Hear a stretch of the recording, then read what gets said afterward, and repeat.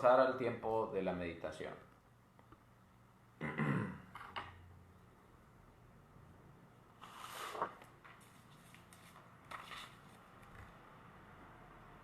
Después de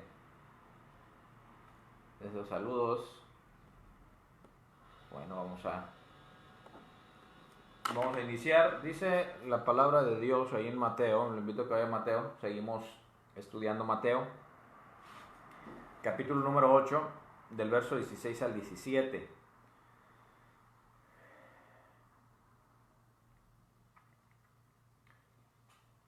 Cuando llegó la noche, trajeron a él muchos endemoniados, y con la palabra echó fuera a los demonios y sanó a todos los enfermos, para que se cumpliese lo dicho por el profeta Isaías, cuando dijo: Él mismo tomó nuestras enfermedades y llevó nuestras dolencias.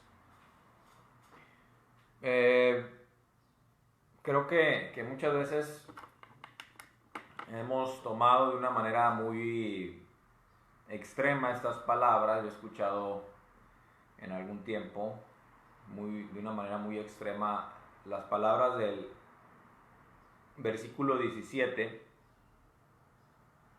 Hay dos extremos en el cristianismo, o dentro de los que algunos que se consideran cristianos. Hay el extremo de decir que Dios siempre ha de sanar, Dios siempre ha de traer sanidad a las personas, a los cristianos, y que cuando una persona, un cristiano, no recibe la sanidad, pues entonces le está faltando fe. Ese es un extremo. El otro extremo también está entre aquellos que dicen que los milagros que ocurrieron en el Antiguo Testamento, los que se mencionan algunos de ellos en el Antiguo Testamento, los hechos portentosos del Antiguo Testamento, como los milagros de Jesús, los milagros de los apóstoles en la iglesia primitiva, fueron hechos que ocurrieron solamente en ese tiempo, así como los dones solamente fueron para ese tiempo, eso dicen algunos, y que ahorita ya los dones espirituales no están ejercitándose dentro del cuerpo de Cristo, porque pues ya se terminó de tener la Biblia, y con ello se terminaron los dones, y se llevan a la última parte del capítulo 13 de Corintios, donde dice: cuando venga lo perfecto, cesarán los dones. De ahí se toman. Ese es otro extremo. Son dos extremos dentro del cristianismo, voy a hablarlo así correcto, ¿no? Hay hermanos que considero nuestros hermanos en la fe, que creen que ya no hay dones, como también hay hermanos que también considero hermanos en la fe, han creído en Cristo, han puesto su confianza en el Señor, que creen que siempre Dios tiene que sanar. Son dos extremos. Y luego hay otras posturas, pero no vamos a hablar de ellas. Solamente quiero mencionarles que estos dos extremos, estos dos lados tan extremistas, no es precisamente lo que enseña la Biblia, y no es tampoco lo que la experiencia misma nos ha enseñado. Yo creo que Dios sana, yo creo que aún los dones espirituales se están ejercitando, pero pues a veces el Señor sana y a veces no. Y la realidad es que hay otro contexto en ese pasaje donde dice que Él sanó todas nuestras dolencias, todas nuestras enfermedades. Está en un contexto en Isaías, y a partir de ese contexto tenemos que comprender también el pasaje de Mateo. Si fuera literal que todas nuestras dolencias, todas nuestras enfermedades las tiene que sanar el Señor Jesús, pues imagínense, ahorita todavía estaría con nosotros Pablo, ahorita todavía estaría con nosotros muchos cristianos de siglos atrás, reformadores. Tal vez Juan Wesley andaría entre nosotros, no se hubiera muerto. La realidad es que el ser humano es finito y se muere. Uno solo murió y resucitó y no ha vuelto a morir, no volvió a morir, fue Jesús, el Hijo de Dios. Pero este pasaje no puede tomarse siempre como el hecho de que Dios está siempre obligado y Dios va siempre a sanar a las personas, a los cristianos, y que cuando estos no reciben la sanidad es que no tienen fe. Porque la realidad de la vida es que la gente sigue muriendo. Y ahorita que estamos en situaciones de pandemia, ¿verdad? La gente sigue muriendo, cristianos están muriendo, pastores están muriendo, mucha gente está muriendo aún. Y no podríamos pensar que muchos de ellos murieron por falta de fe, porque no creyeron en las promesas de Dios. No murieron porque es la naturaleza del ser humano. A menos de que nos corresponda estar en tiempos, aunque nos corresponda estar en el momento en el cual Jesús venga por segunda vez, pues todos vamos a morir. Todos vamos a morir. A todos nos espera una camita de tierra que está a 3 metros bajo tierra, ¿no? 3 metros hacia abajo.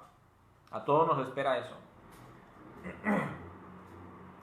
Y lo digo esto porque también creo que entender mejor la Biblia, entender mejor las palabras de los evangelistas, entender mejor las palabras de Jesús, entender también los hechos de Jesús, entender todo lo que dice la Biblia. No podemos basarnos de un solo versículo para hacer una doctrina, sino que una doctrina fundamental en la iglesia cristiana tiene que estar respaldado por todo el consejo de Dios dentro de la palabra de Dios.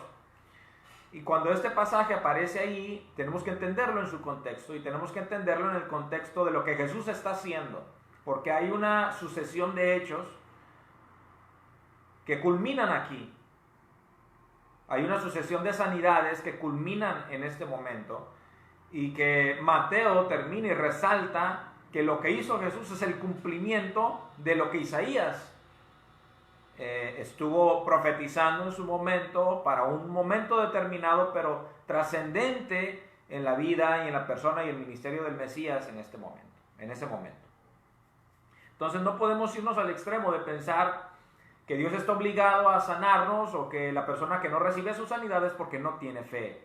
A veces Dios sana y a veces no.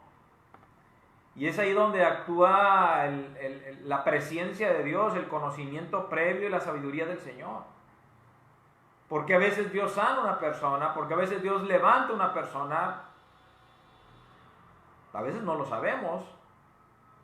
Porque a veces Dios permite, no manda, no provoca accidentes, permite tragedias, permite situaciones tan graves, ¿verdad? Y difíciles que nos están ocurriendo, que le está ocurriendo a la humanidad, en la que mueren personas. ¿Por qué Dios permite ello? Bueno, la realidad de las cosas es que Dios estableció un orden a lo cual nosotros llamamos las leyes naturales. Y sí y no. Dios manda la lluvia, sí la manda de una manera en la cual Él ha establecido un orden en el cual el hombre disfrute de ese orden que Dios ha provisto para el sostenimiento de la humanidad. Y no porque, por ejemplo, mucha gente piensa que cuando viene un huracán, por ejemplo, recuerdan hace algunos años, cuando vino el huracán Katrina, muchos, no faltó, que dijeron, como golpeó la ciudad del pecado, le conocen, allá en Estados Unidos, dijeron, bueno, es que Dios está castigando esa ciudad por todo el pecado que hay ahí. Y es curioso, porque también cada vez que ocurre un terremoto allá en Haití, hace algunos años también, y no faltó quien dijera, ¿verdad?, que ese terremoto Dios lo había mandado porque en Haití hay mucha brujería. Imagínense si Dios actuara de acuerdo, si Dios castigara en nuestro caso a un pueblo, a nuestros pueblos, por todo el pecado que ocurre, pues ¿cómo nos iría? Si hablamos de México, que es un país tan idólatra, ¿cómo le iría a nuestro pobre México si Dios se basara, ¿verdad?, en ello para mandar este tipo de calamidades como terremotos en la Ciudad de México, como huracanes, que ocurrió últimamente también acá en el área de Tabasco, en la cual tanta gente está sufriendo? Y que incluidos en esas poblaciones, incluidas en esas ciudades, hay cristianos. Y hay cristianos temerosos de Dios. Y hay cristianos que aman a Dios. Y todo eso nos hace pensar que estas situaciones son eventos naturales que ocurren. Algunos le pueden adjudicar que al calentamiento global, que a muchas otras cosas más. Y puede ser. Pero al final de cuentas son en sí de una manera provocada por el hombre a través de la sobreexplotación de los recursos naturales y de tantas otras cosas. No castigos divinos. Porque imagínese usted un padre que si usted le agarra le agarra un billete de 20 pesos, un niño, le agarra un billete de 20 pesos de la billetera a su padre, el padre sale y le corta la mano. Yo no me imagino un padre así. No sería un Dios así tampoco. Dice la Biblia que si nosotros siendo malos damos buenas cosas a nuestros hijos, dice cuánto más nuestro Padre Celestial nos da las cosas.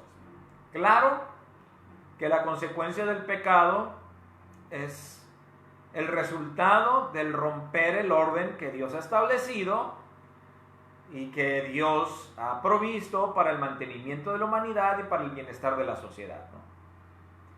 Y en ese sentido tenemos que entender que las leyes racionales fueron establecidas por Dios y que Dios ha provisto al ser humano en el corazón, del entendimiento para saber qué es lo justo y lo que es injusto.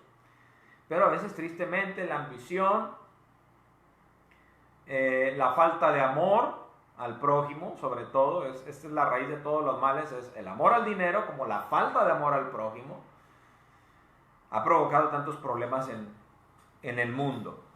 Entonces, tenemos que entender que Dios no siempre sana y que Dios sí está actuando y que en ocasiones extraordinarias Dios produce milagros, hace milagros, interviene de una manera que tal vez no se pudiera explicar, pero no rompe sus propias leyes, interviene de tal manera que éstas actúen para la sanidad de las personas. No son actos mágicos, sino son intervenciones en las cuales Dios actúa a través de las mismas leyes que Él ha establecido para que el hombre, ¿verdad?, reciba en ocasiones la sanidad, el quitar dolencias, etcétera, ¿no? Entonces, tenemos que tener mucho cuidado, debemos tener mucho cuidado con el aspecto de los extremos. De decir, bueno, Dios no sana, como decir también Dios siempre sana. No es así. No es así. Pero el pasaje, y volvemos al punto de lo que está diciendo aquí Mateo, que es una sucesión de eventos que están relacionados. Iniciamos con la sanidad del leproso, iniciamos con la sanidad, continuamos con la sanidad del leproso, continuamos con la sanidad del siervo del centurión y finaliza, ¿verdad?, con milagros o sanidades personales, dándole también la sanidad de la fiebre a la suegra de Pedro. Y hay una hilación, ¿verdad? Hay una relación de eventos, sucesión de eventos que tratan de enseñar un punto principal. Y creo que el punto termina y se concluye en los versículos que acabamos de leer. Marcos, estos mismos pasajes menciona, le añade el hecho de que Jesús lo realizó en sábado. Lo realiza en sábado. Si usted lee, por ejemplo, el Evangelio de Marcos, estos mismos milagros que se mencionan aquí, los menciona Marcos, pero Marcos le puso que los hizo en sábado. Los hizo en sábado. Y esto es muy importante porque en el caso de Marcos, Jesús es el enfoque de los milagros y el ministerio de Jesús es mostrar que Él es el siervo de Dios, que Él vino a servir. Si usted se da cuenta, Marcos no habla de la anunciación, no habla tampoco de la genealogía. Él inicia hablando que Jesús inició su ministerio en tal momento y empezó a hacer tales cosas. Jesús actuando en la obra. Y al mencionar que estos milagros los hizo en sábado, claro que Jesús realizó literalmente estos milagros, pero de acuerdo a cada uno de los redactores de estos evangelios, le ponen su marca o distintivo personal de acuerdo al enfoque que tienen. Y Marcos le pone que los hizo en sábado. Si usted lee, se va a dar cuenta que inicia a hacer los milagros en sábado, para entonces marcar que Jesús es un siervo y que trabaja incluso cuando se supone que el pueblo tenía que estar descansando, cuando se supone que el pueblo tenía que guardar el día de reposo. Jesús lo hace en sábado. Aquí Mateo solamente menciona estos 3 milagros y los últimos 2 versículos para nosotros dice, y cuando llegó la noche. La semana pasada les hablaba que cuando llega Jesús a la casa de Pedro es muy probable que la casa de Pedro haya sido utilizada como un lugar de descanso, como ese hogar donde Jesús llegaba con Pedro a descansar, a estar en paz, después de una larga jornada, después de una gira de trabajo, de ministerio, llegaba a estar en compañía de sus amigos y descansar. Y como Jesús, ¿verdad? Hablando de la sanidad a la mujer, suegra de Pedro, a pesar de su cansancio, a pesar tal vez del ajetreo de la semana y del día, empezó a ver a la situación de la suegra de Pedro y la sana.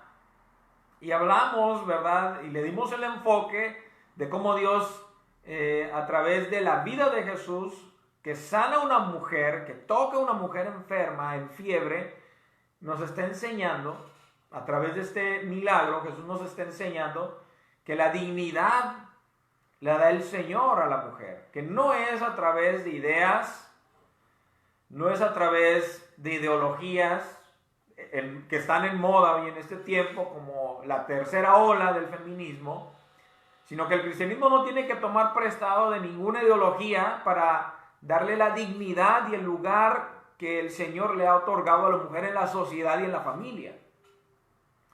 Y que la mujer, en este caso, la suegra de Pedro, en agradecimiento después de recibir su sanidad, ella servía a Jesús y a los acompañantes, a sus discípulos que estaban ahí con él. Pero dice, y continúa hablando, aquí Mateo continúa esa sucesión de eventos, dice, y al llegar la noche, trajeron a él muchos endemoniados. Usted sigue imaginándose la escena. Es Jesús llegando a la casa de Pedro, es Jesús tratando tal vez de descansar, como todo ser humano requiere descanso, requiere reposo. Llega a la casa de Pedro, ve a la suegra de Pedro enferma, la sana, y cuando tal vez dice, bueno, ahora sí ya, vamos a descansar. Dice que llegan a él y le llevan muchos endemoniados, y con la palabra echó fuera a los demonios y sanó todos los enfermos. O sea, le llevan más trabajo. Le llevan más trabajo. Y debemos tener mucho cuidado el asunto con la palabra. Porque a veces entendemos como si hubiera, a veces la gente entiende, o algunos cristianos piensan que hay alguna fórmula mágica para sacar a los demonios. Hay una fórmula mágica para sanar enfermos. Hay un procedimiento mágico para recibir la sanidad, para recibir un milagro. Hay oraciones mágicas para hacer esto o aquello, recibir esto o lo otro. No nos dice, solamente dice, con la palabra echó fuera a los demonios. Aquí el punto principal no es que hay una palabra mágica que no nos revela Mateo, cuál sería esa palabra mágica, sino que está hablando de la autoridad. nuevamente la autoridad de Jesús. Vamos a remitirnos otra vez al capítulo 7, versos 28 y 29. La gente, cuando ve lo que Jesús enseña, es decir, la palabra, de hecho, cuando en griego encontramos palabra, también tiene connotaciones con poeta, la palabra creadora. Entonces, cuando vamos al capítulo 7, versos 28 y 29 de Mateo, nos vamos a dar cuenta, nuevamente, tenemos que remitirnos ahí porque esto está hilado, hay un propósito, hay un enfoque, hay un por qué Mateo escribe como escribe y acomoda los hechos como los acomoda, ¿no? Insisto, hermanos, debemos tener mucho cuidado porque a veces vamos a la Biblia, solamente leemos de corrido y no nos damos cuenta la sucesión de eventos, y dónde termina una idea, dónde empieza una idea y dónde llega al punto más alto esa idea. En el capítulo 7, versos 28 y 29, dice, y cuando terminó de hablar estas cosas, lo que dice en el Sermón del Monte, que lo coloca ahí Mateo a Jesús, la gente se admiraba de su doctrina, dice, porque les enseñaba como quien tiene autoridad y no como los escribas. Y luego, cuando habla con el centurión romano, le dice, di la palabra. ¿Cuál palabra? No hay una palabra en específico. No hay una palabra mágica para recibir sanidad. No hay una palabra mágica para recibir el milagro. El punto es la autoridad de Jesús. Lo que enseña tiene autoridad, aunque no es una autoridad formal la que se la dio. No le dio la autoridad formal, la autoridad para hacer lo que hace o enseñar lo que enseña, sino la autoridad proviene de Dios por la llenura del Espíritu Santo. Y entonces en ese amor que está inundando el corazón de Jesús, da la palabra, es decir, dice, pues está bien que se haga como tú dices, va a ser sano tu siervo. Y en ese momento el siervo fue sano. No hay una palabra mágica. Cuando entonces vemos aquí que le llevan endemoniados, que le llevan enfermos a Jesús, ya en la noche, tal vez a punto de descansar, tal vez a punto de dormir, tal vez a punto de decir, bueno, ahora sí ya, se acabó el día de hoy, le llevan a mucha gente, le llevan a muchas personas para que sean auxiliadas por Jesús, y dice, y con la palabra echó fuera los demonios y sanó los enfermos. ¿Qué palabra? Yo creo que aquí tenemos que entender que Mateo está hablando del aspecto de la autoridad de Jesús. La autoridad de Jesús no solamente está en lo que hace, o sea, no solamente está en una sola cosa, en lo que enseña si es correcto o no, sino que va de la mano con lo que hace. Hace unos momentos leía por ahí un comentario sobre la sana doctrina. Dice, si alguien predica sana doctrina, pero hay arrogancia, hay una actitud de humillar al prójimo, pues esa no es verdadera sana doctrina. La sana doctrina tiene amor. Bueno, lo dice de hecho Santiago. Santiago lo dice. Dice, muéstrame tu fe sin obras. Si no puede haber. No puede haber verdadera fe si no hay obras que respalden esa fe. Y otra persona le comenta, bueno, es que alguien puede realmente estar en la sana doctrina y aún así tener un corazón arrogante. Y mi punto de vista es que una persona que verdaderamente tiene sana doctrina no puede separar lo que dice de lo que hace. La sana doctrina es la autoridad que Jesús tiene. Jesús enseña justamente, pero actúa justamente. Hay una congruencia. Hay una coherencia entre lo que dice y lo que hace, porque está lleno del Espíritu Santo. Porque es una persona, hijo de Dios, sí, pero con todos sus atributos divinos, que los tiene sin utilizar, anonadados, por así decirlo, lo menciona Filipenses capítulo 2, pero en su actuar humano, lleno por el Espíritu Santo en el momento del bautismo, y confirmado y fortalecido después de que fue tentado y en el ayuno, en el desierto, 40 días y 40 noches, en ese momento él es fortalecido y lleno del Espíritu Santo para entonces iniciar su ministerio y tener la coherencia entre lo que dice que es justo y lo que hace que es justo también. Entonces, cuando dice aquí y dio la palabra, no hay una palabra mágica en sí. Está hablando de la autoridad de Jesús. Por cuanto estaba lleno del Espíritu Santo, él daba palabra de amor, él daba palabra de autoridad, y los demonios eran echados fuera y las sanidades ocurrían. ¿Por qué? Porque no hay una fórmula mágica para echar fuera demonios. No hay una fórmula mágica para sanar enfermos. Porque muchos piensan, bueno, es que en el nombre de Jesús, como si decir la muletilla en el nombre de Jesús, ya con eso ocurriera el milagro. Debiera ocurrir el milagro. Eso no nos dice la Biblia. Porque entonces mucha gente, tal vez, que ni cristiana es, se encuentra en un momento con un enfermo, dice, bueno, yo oí por ahí a alguien que dijo que en el nombre de Jesús, pues nada más ponle que di lo que quieras y ponle en el nombre de Jesús. No es una muletilla nada más. Decir o orar en el nombre de Jesús es entender que la autoridad se la ha dado el Señor. Y que es la voluntad del Señor que ore por sanidad por esa persona. No es porque Él se le ocurrió, no porque Él le vino en gana. Usar el nombre de Jesús, a veces incluso muchos quebrantan ese mandamiento de no usarás el nombre del Señor en vano. Porque lo utilizan para todo. Como si fuera esa muletilla la que provoca las sanidades, la que provoca, ¿verdad? O la que realiza la expulsión y liberación de los demonios. No es así. No es así. No es una fórmula en sí. No, en sí esa palabra, esa muletilla no tiene poder. Es la autoridad. A orar en el nombre de Jesús es entender que es la autoridad que el Señor nos ha dado. Cuando Jesús dice que en mi nombre echarán fuera demonios, no está diciendo y usen el nombre de Jesús, dice en mi nombre echarán fuera demonios. Quiere decir con mi autoridad.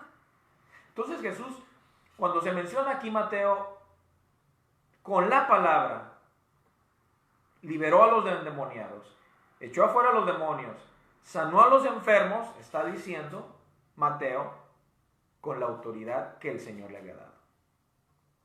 Y entonces en ese momento donde cierra Mateo la idea de las sanidades que realiza de manera individual a 3, y ahora una que realiza a aquellos que le llevan al Señor Jesucristo, Mateo entonces cita a Isaías y dice, para que se cumpliese lo dicho por el profeta Isaías cuando dijo, él mismo tomó nuestras enfermedades y llevó nuestras dolencias. ¿Qué significa eso? Si usted se va al pasaje de Isaías capítulo 53, perdón.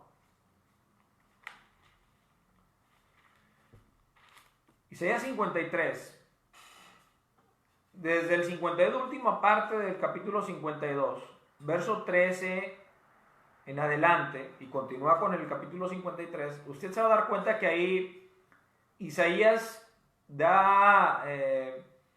habla de los sufrimientos del siervo de Dios, del siervo de Jehová, que en un primer momento tiene una aplicación, pero en la trascendencia de la palabra tiene la aplicación, la trascendencia, ¿verdad?, que tiene en la persona de Jesús, tiene la aplicación en el Hijo de Dios. Y cuando enumera los sufrimientos del siervo de Dios, todos estos sufrimientos engloban una sola cosa. El siervo de Dios recibe estos sufrimientos a causa nuestra. El siervo de Dios recibe sobre sí las dolencias, las angustias, el castigo incluso de Dios sobre su espalda por causa nuestra. Y entonces ya tiene más sentido lo que está diciendo Mateo. Lo que está diciendo Mateo en este momento es que cuando Jesús sana a estas personas, al leproso, cuando sana al siervo del centurión, cuando sana a la suegra de Pedro, cuando sana a esa gente que le llevan a la casa donde se encuentra y sana a los endemoniados y a los enfermos, Jesús está demostrando el amor de Dios como aquel Cordero de Dios que quita el pecado del mundo. Está ofreciendo Jesús es una manera en la cual el ser humano tiene que entender que Dios ha provisto lo que el ser humano necesita y que en él se cumple el amor de Dios. Mire, la cita que da Mateo es la siguiente. Dice desde el verso 1 del capítulo 53, ¿quién ha creído a nuestro anuncio sobre quién se ha manifestado el brazo de Jehová? Subirá cual renuevo delante de él y como raíz de tierra seca, no hay parecer en él ni hermosura le veremos. Ni hermosura le veremos más inatractivo para que le deseemos. Despreciado y desechado entre los hombres, varón de dolores, experimentado en quebranto, y como que escondimos de él el rostro, fue menospreciado y no lo estimamos.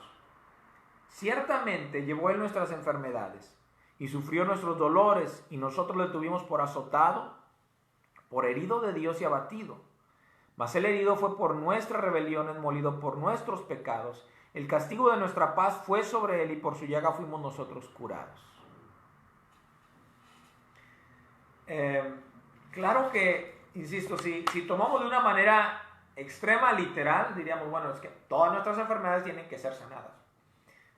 Si usted lee el libro de Isaías, se va a dar cuenta desde el capítulo 1, Isaías capítulo 1, que cuando menciona el pecado del pueblo, lo relaciona con la enfermedad.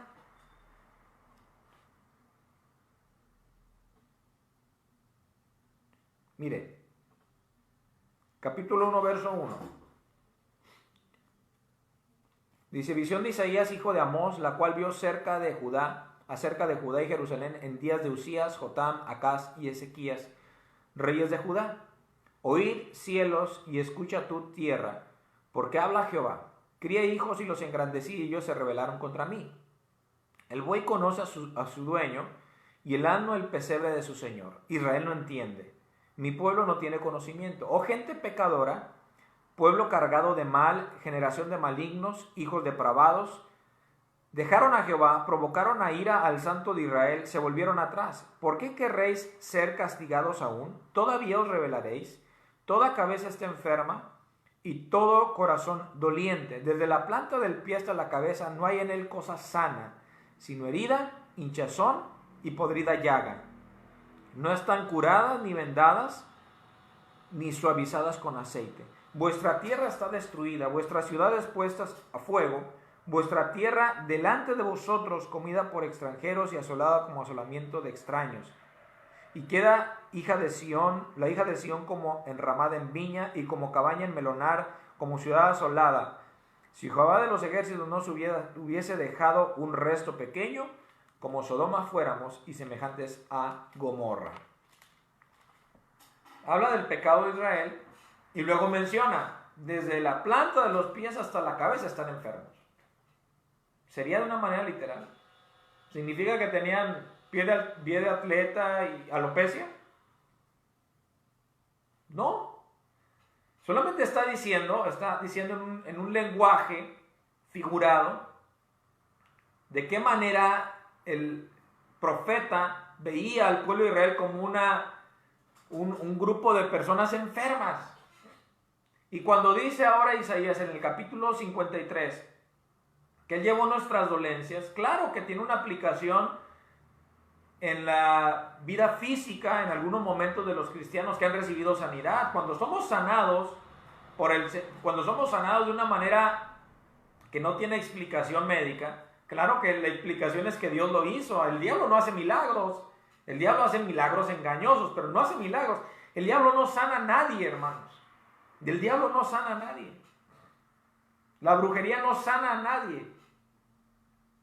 Entonces, cuando vemos que una persona es sanada de una manera que la medicina no lo puede explicar, claro que entendemos que ha sido Dios, que ha sido la misericordia de Dios.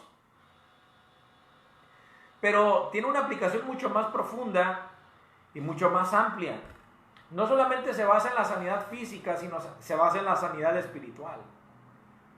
Cuando dice aquí, si Isaías está diciendo en el capítulo 1 que el pecado está relacionado, o más que relacionado, está ejemplificado en la imagen de una persona enferma, y luego menciona en el capítulo 53 que Él llevó nuestras dolencias y que el castigo de nuestra paz fue sobre Él y por su llaga fuimos nosotros curados. ¿De qué sanidad estará hablando? Claro que está hablando en relación a lo que se menciona en el capítulo 1 de Isaías. La enfermedad del pecado, que pudre y que infecta, ¿verdad? El pecado infecta toda la vida del ser humano. Entonces, claro que todo esto tiene relación con lo que está diciendo Mateo. Cuando dice, bueno, y Jesús hizo estas sanidades para que se cumpliese lo dicho por el profeta Isaías. Pero también tiene un cumplimiento en el sentido del amor que Jesús muestra a la gente que se acerca a Él. Porque otra vez tenemos que quitarnos la idea de un Jesús que no se relaciona con la gente, que solamente dice, sé sano, sé sano, sé sano, y vamos, ¿quién sigue? Sé sano, y como algunos, ¿verdad?, predicadores ahorita de moda, y nada más le ponían la mano sobre la cabeza y los tumbaba y ahí está recibiendo. Déjenlo. Jesús no hace eso. Jesús cuando sana, lo hace por amor. Y Jesús se involucra con la persona a la cual está sanando. Jesús no es un gurú.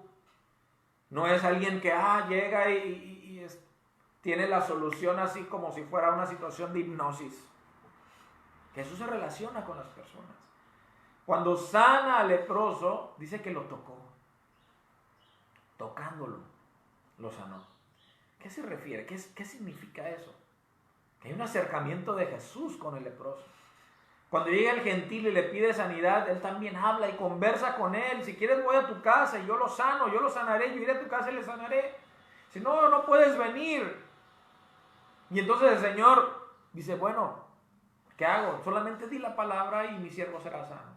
Y en ese momento el Señor alaba la fe del centurión y dice, en ninguna otra parte de Israel he encontrado una fe como la de este hombre. Y les digo, ¿verdad?, que en aquel día vendrán de oriente y de occidente y se sentarán con Abraham, Isaac y Jacob, pero los hijos del reino serán echados afuera y ya será el lloro y el crujir de dientes. Se acerca con el gentil y le dice, hay salvación también para el gentil. Lo acerca a la comunión con Dios. Le abre las puertas de la comunión con Dios como hijo de Abraham. Y luego cuando sana a la esposa a la suegra de Pedro, cuando sana a la suegra de Pedro, no la sana así como que bueno, se sana, lo que se relaciona con ella. Yo no creo en un Jesús que sanaba por sanar. La Biblia no nos enseña eso. Cuando leemos de corrido los pasajes, de esa idea nos quedamos, como un Jesús que sana y no se relaciona con las personas. Qué bueno, si ya sanaste, sí, vaya su hija a su casa. Jesús se relaciona con las personas. ¿A Jesús qué le importa más, la sanidad de las personas o la salvación de las personas? Obviamente que la salvación. Entonces cuando vemos que con la palabra echó fuera a los demonios y con la palabra también sanó enfermos, pues yo creo que Jesús consoló a estas personas. Claro que con la autoridad echó fuera a los demonios, con la palabra de autoridad. Eso se refiere, di la palabra, es autoridad. Con la autoridad Jesús echó fuera a los demonios. Y con la palabra también, que en el caso de los enfermos puede significar consuelo, puede significar amor. Recordemos que mucha gente que estaba enferma, o usted conoce a una persona enferma, muchas veces esa gente lo que más necesita es que alguien los escuche, que alguien converse con ellos. Yo no creo en un Jesús que solamente iba y los sanaba y los dejaba ahí. Yo creo en un Jesús que se tomó su tiempo para conocerlos, escucharlos, saber sus necesidades, saber sus inquietudes. Y claro, los sanó.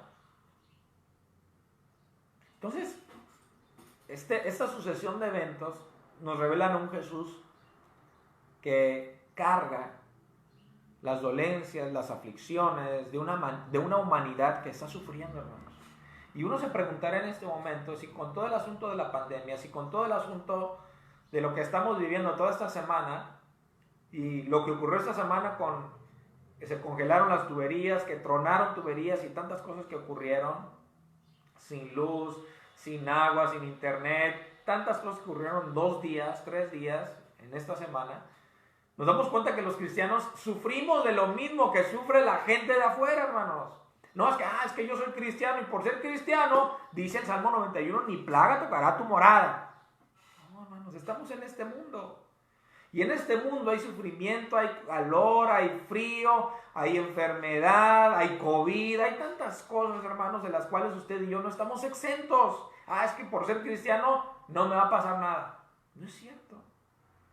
Los cristianos también se mueren en accidentes. A los cristianos también les da COVID. A los cristianos también les duele tantas cosas. Los cristianos también lloran. Pero la gran diferencia es que cuando leemos y Él mismo tomó nuestras enfermedades y llevó nuestras dolencias, lo que tenemos que entender nosotros, los que nos hemos acercado a Jesús, lo que tenemos que entender, el que Él nos consuela, el que Él nos ayuda. Es que el amor de Dios no nos ha abandonado, aún a pesar de las enfermedades y las dolencias que podemos estar viviendo, hermanos. O tal vez si estamos esperando ya los últimos días de nuestra vida, el amor de Dios no nos ha abandonado. Romanos dice que nada nos puede separar del amor de Dios. Y entonces ahí se cumple esa palabra. Él mismo tomó nuestras enfermedades y llevó nuestras dolencias. Y tendrá un cumplimiento supremo, hermanos, en algún momento en el cual, cuando venga la resurrección. Porque ahí se cumplirá supremamente este pasaje, se cumplirá supremamente esta profecía de Isaías, donde ya no habrá más llanto, no habrá más tristeza, no habrá más dolor, enfermedad, no habrá nada que ahora nos impida gozar de la plenitud de la presencia de Dios, porque a veces las enfermedades nos impiden gozar de la plenitud de la presencia de Dios. La dolencia nos hace olvidar que tenemos un Dios cercano, no percibir que tenemos un Dios cercano con nosotros, auxiliándonos, consolándonos. ¿Qué privilegio pudieron haber tenido esas personas que se acercaron a Jesús enfermas, con esa necesidad en su corazón, y el Señor las consoló? No solamente les dio la sanidad. Hay mucha gente a veces que se acerca a Dios para recibir solamente la sanidad. Y una vez que recibe la sanidad, se va. No regresa. Hay mucha gente que se acerca a Dios para recibir el trabajo. Y cuando ya no tiene trabajo, lo despiden, pide oración. Señor, por favor, que me den un trabajo. Recibe el trabajo. No digo que a veces necesariamente Dios se lo dio, pero se reunieron las cosas y lo dio. Y ya se olvida. Se olvida. A veces somos así. Pero ¿qué es lo que Dios desea? ¿Darnos solamente un trabajo? ¿Darnos solamente la sanidad? ¿O establecer una comunión con nosotros? ¿Qué es lo que más necesita el hombre? Claro, es necesaria el trabajo, la salud para realizar tantas cosas. Pero la necesidad última del ser humano no es ni el trabajo, ni el dinero, ni la salud, porque todos vamos a morir y nada nos vamos a llevar. La necesidad última del ser humano es tener una relación de amor con Dios. Y Jesús eso vino. Jesús eso vino. Y este pasaje termina, esa sucesión de eventos que nos presenta Mateo, termina diciendo a un Jesús, mostrándonos un Jesús que está cercano de la gente, a la cual los fariseos, los escribas, no están cercanos. Y vemos a un Jesús trabajando hasta noche, consolando a esa gente que está ahí necesitada. Y quiero decirle una cosa, hermanos. La realidad de las cosas es que Dios está tan cercano a nosotros que Él no tiene un horario de trabajo. Jesús está tan cercano a nosotros que no tiene un horario de trabajo. A Él nunca lo vamos a importunar si lo buscamos a las 3 de la mañana. A Él nunca lo vamos a importunar si oramos ya muy de madrugada. Cuando todos están dormidos, Él no duerme. No dice la palabra en los Salmos. No se adormecerá ni dormirá el que guarde Israel. Claro, claro, tenemos que entenderlo, que Él está cercano a su pueblo. Él está cercano a sus hijos cuando más lo necesitan. Habló incluso Jesús en esa parábola del padre de familia que recibe una visita ya a altas horas de la noche de su amigo que le pide pan porque le recibió visita, porque le llegó alguien de visita. Y le dice, bueno, aunque sea porque le fue importunado, se va a levantar, y ya me despertaste, pues ya. Se levanta y le va a dar la pieza de pan. Aún siendo un mal amigo, dice, bueno, ¿y nuestro Padre? Él está cercano. Jesús aquí está siendo presentado como alguien que está cercano a las necesidades de aquellos que se acercan a Él, para dar consuelo. Cuando dice, con la palabra, dio consuelo, dio libertad, dio fortaleza.